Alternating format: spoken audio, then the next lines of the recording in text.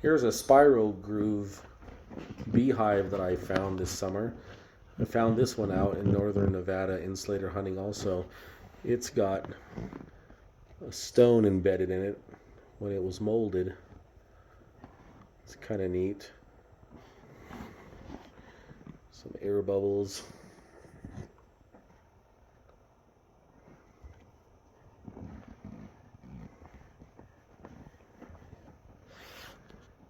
It also has, that's like stuff from the galvanizing on the galvanized wire that was on it. I'd love to find another one of those. Anything with a stone in it.